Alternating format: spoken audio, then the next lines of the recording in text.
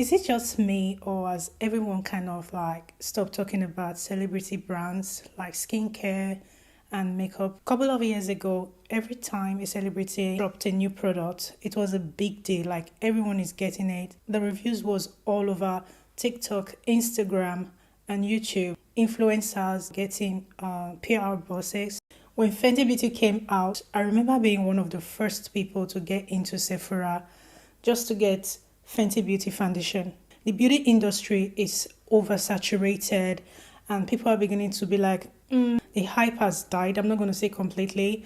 Like, where are the reviews? Talk about the Kardashians. The Kardashians are no strangers to fade businesses. And Kylie was launching back-to-back non-stop. People were kind of like turned off by multiple launches in a short period of time. Kylie was that girl when she launched the pink packaging and lip kits. The internet broke. I'm not gonna lie, the lipstick was giving. But fast forward now, no one is talking about the Kylie's cosmetics, skincare session sits there. Celebrity brands that don't interest me. You can't tell me that this isn't selling an image and a lifestyle. If you buy these products, you too can be an it girl. This is gorgeous, but it isn't giving skincare. It's giving Zara website. I want to like this. I just can't convince myself to buy into it. Miss Kylie Jenner. Now, I actually really like this image. I know she's known for lip products, but this is too much. It's too pink, too cutesy, so it's quite hard for me to take it seriously. When I was a teen, I would have snapped this up. It is fun,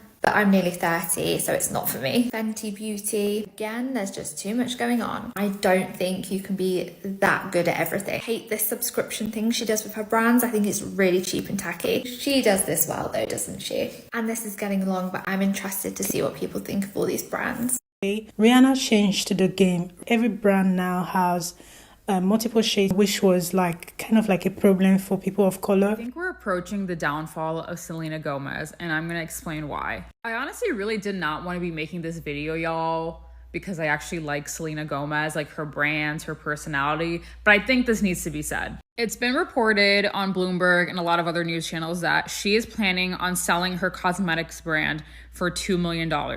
Now, this is a very impressive thing to be able to accomplish because as we know with celebrity brands, they tend to actually flop more often than take off. And that's simply because the celebrity relies primarily on their clout and their brand to really ignite the products and really drive consumers to purchase the products.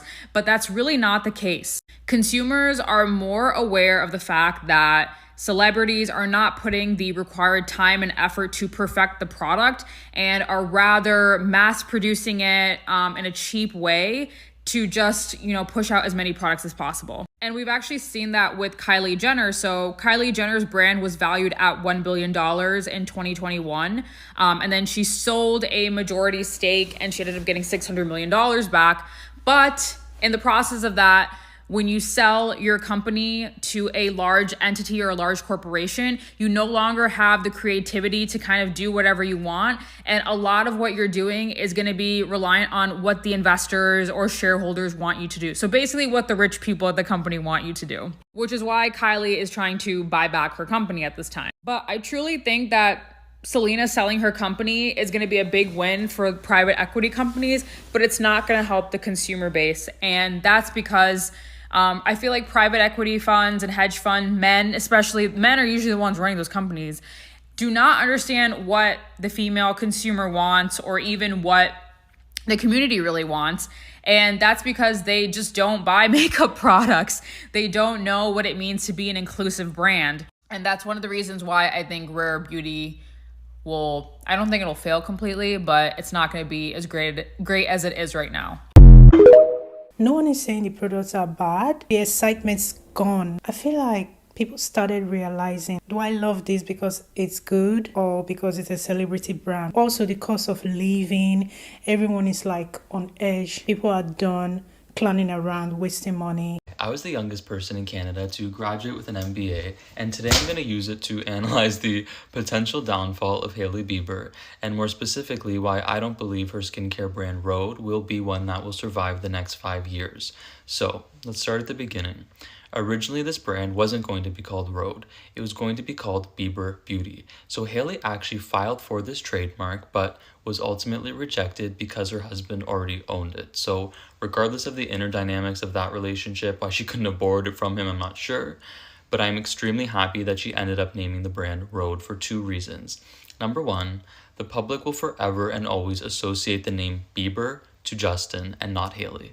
And number 2, oftentimes celebrity couples don't remain married their entire lives. So had she been in a situation where she's undergoing an extremely stressful public divorce, say 2 years into this company being formed, it would have been very problematic from a PR perspective if that said company was named after her ex-husband. So we landed on the name Rhode. Rhode was launched about 2 years ago, and they had great success at the beginning. They sold out in 10 minutes, which, as we've spoken about before, is typically a marketing tactic called scarcity marketing, which is where the company will reduce the amount of inventory ordered in order to influence the perceived demand of the products. But regardless, it is objectively an extremely successful company at this point in time today. So why is that? Quite honestly, I think it's because of Hailey Bieber. I think that she has an extremely advanced understanding of the power of her personal brand to make or break the success of her company. So what is a personal brand? A personal brand does not refer to Hailey herself as a human being. A personal brand is who the public perceives her to be.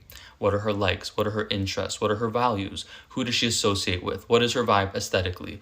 All of these factors and more go into creating a public profile of Hailey that will then be compared to any said venture or company she creates. And the more in alignment these two things are, the more authentic that the public will view this corporation or company or venture to be. And this is why for years before the company would even be released to the public, we saw Hailey craft a very intentional public persona of herself around this clean girl aesthetic, making sure she was always wearing very minimalistic makeup, making sure she would always talk about skincare and peptides, creating a YouTube series from her bathroom. All of these were very intentional marketing decisions to essentially prime the public for the eventual release of Rhode. And so when it was released to the public, it was seen as an authentic representation of Hailey's aesthetic and vibe. And this aesthetic and vibe would then be carried out throughout the photography, the branding of the website, and all marketing materials. And something else interesting that they're doing here is something called sensory stimulation marketing. So this is where companies, specifically skincare companies, will utilize very graphic imagery of food in order to almost incite the evolutionary basic need to substantiate our hunger. So say you're on that website and you're feeling a little bit hungry. If you see this lip gloss that's covered in French toast and maple syrup, your subconscious mind is almost tricked into thinking that it can substantiate that hunger by buying the product. Of course, on a conscious level, we know you can't eat the lip gloss, but at a subconscious level, you do. And our subconscious mind is actually what drives a lot of consumer behavior. So I just like to point out some of these marketing tactics when I do see them. So in my opinion, I do think that they have done an incredible job of transitioning Hailey's personal brand into an actual company. I believe that she cares about it, and I believe that she actually uses her products, which a lot of celebrities don't.